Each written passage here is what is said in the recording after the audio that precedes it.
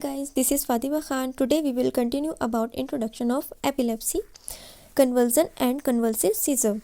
Convulsion refers to uncontrolled involuntary muscle contractions.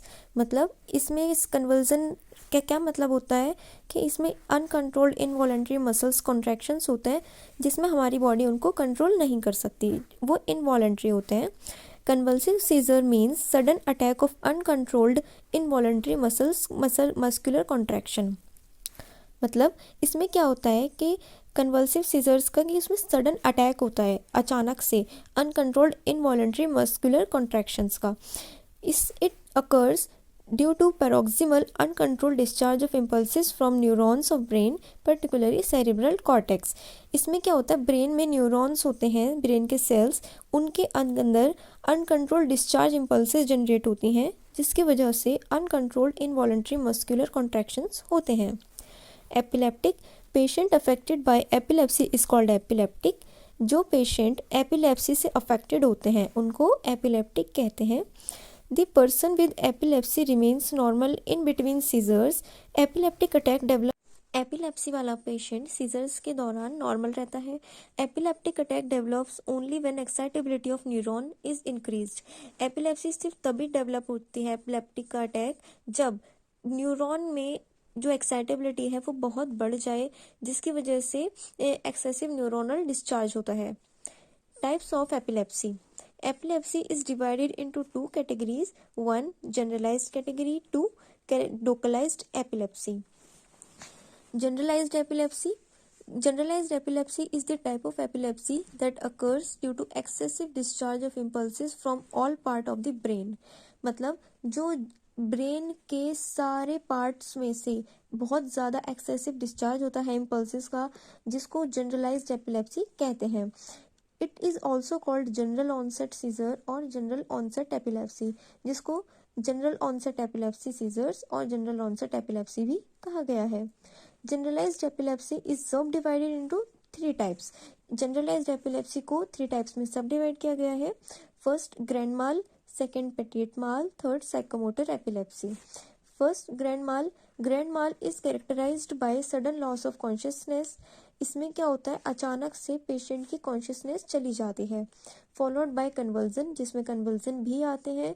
Just before the onset of convulsion, concept मतलब convulsion start होने से पहले person को warning sensation feel होते हैं हेलुसिनेशन की फॉर्म में. जो क्या होते हैं वार्निंग सेंसेशन, जैसे कि smell, sound, taste, blur vision, racing thoughts, headache, numbness और टिंगलिंग एंड नोजिया और डिजीनेस. ये सारे वो हेलुसिनेशन है जो patient as a warning sensation convulsion से पहले फील करता है, जिसको एपिलेप्टिक ऑरा भी कहते हैं. Convulsion occurs in 2 stages. First, tonic stage. B, colonic stage. Tonic stage. Initially, seizure is characterized by tonic contractions of muscle leading to spasm.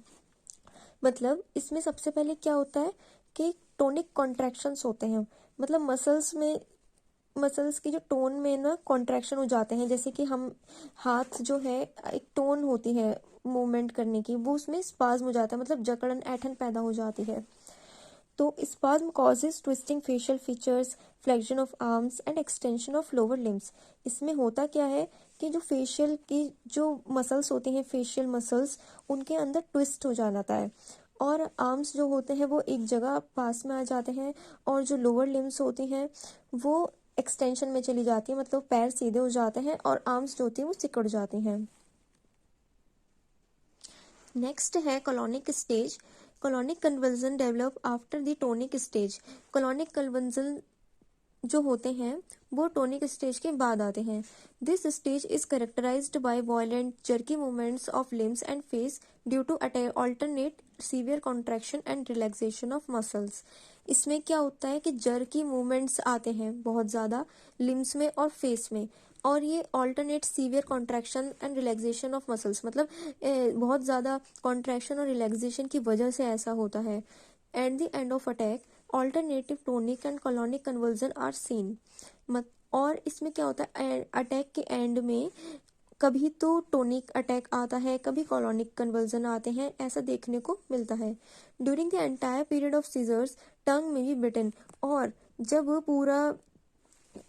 पूरा का पूरा वो हो चुका होता है अटैक एपिलेप्सी का, तो उसमें क्या लास्ट में मिलता है कि हो पेशेंट जो होता है वो अपनी टंग बाइट कर लेता है। इलेक्ट्रोएन्सेफेलोग्राम EEG shows fast waves with a frequency of 15 to 30 second पर second during tonic stage. Tonic stage के दौरान EEG जो है बहुत फास्ट वेव शो करता है जिनकी फ्रिक्वेंसी 15 to 30 पर सेकेंड होती है। Slow and large waves appear during clonic phase. Clonic phase के दौरान स्लो और लार्ज वेव्स मिलती हैं। After the attack slow waves are recorded for some time, मतलब कुछ टाइम के लिए अटैक के बाद स्लो वेव्स रिकॉर्ड होती हैं। In between seizures EEG shows delta wave in all type of epileptics, मतलब जितने भी टाइप्स के एपिलेप्टिक पेशेंट होते हैं एपिलेप्सी के, उनमें क्या होता है सीजर के दौरान EEG जो है वो डेल्टा वेव्स शो करता है। Causes of grand mall Causes of grand mal epilepsy is excess neuronal activity in all part of brain. Brain के सारे पार्ट्स में एक्सेस न्यूरोनल मतलब न्यूरल एक्टिविटी होती है जिसकी वजह से ग्रैंड माल एपिलेप्सी होती है। Causes for stoppage of attack is neuronal fatigue, जब मतलब कि अब न्यूरोनल डिस्चार्ज एक्सेस अमाउंट में बढ़ना स्टार्ट हो गया ब्रेन के न्यूरॉन्स में, तो अब वो रुकेगा कैसे? जब ब्रेन के जो सेल्स हैं, जो न्यूरॉन्स हैं, वो थक जाते हैं, तो खुद ही जो ये अटैक होता है वो रुक जाता है। मतलब न्यूरॉन जब थक जाते हैं तो वो उसका रीज़न बनता है कि वो जो अटैक हुआ है एपिलेप्सी का वो रुक जाए।